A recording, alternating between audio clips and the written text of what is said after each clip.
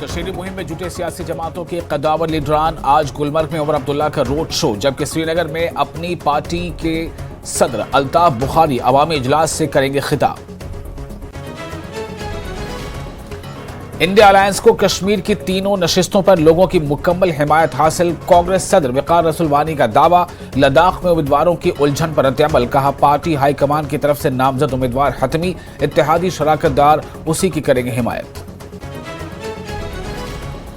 बटवारा श्रीनगर में अवामी रैली के दौरान उमर अब्दुल्ला की बीजेपी हुकूमत पर तनकीद, कहा तरक्की के किए जा रहे झूठे दावे, सिर्फ खोली गई शराब की दुकानें, कहा लोगों को करना है फैसला, नागपुर के इशारों पर चलने वालों को पार्लियामेंट में भेजना है या दूसरा नुमाइंदा। अपनी पार्टी के सदर सैयद अल्ताफ बुखारी ने बनाया नेशनल कॉन्फ्रेंस और पीडीपी को निशाना, कहा वादी को तबाह करने के लिए है जिम्मेदार। वहीद परा के इल्जामातों की मुस्तरद, कहा नौजवानों की रिहाई और पासपोर्ट दिलाने का करेंगे काम।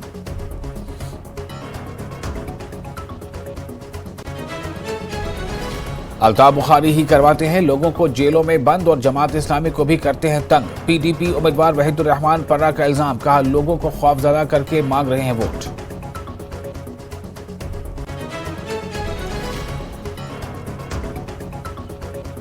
कांगरू हसनबास रामसू में जमीन खिसकने से गिर गए हैं लोगों के मकान। 4 लेन प्रोजेक्ट्स में इंजीनियरिंग पैरामीटर्स की खिलाफ वर्जी का इल्जाम, इंतजामिया पर कोई तवज्जो न देने का इल्जाम, फौरी तवज्जो देने की अपील।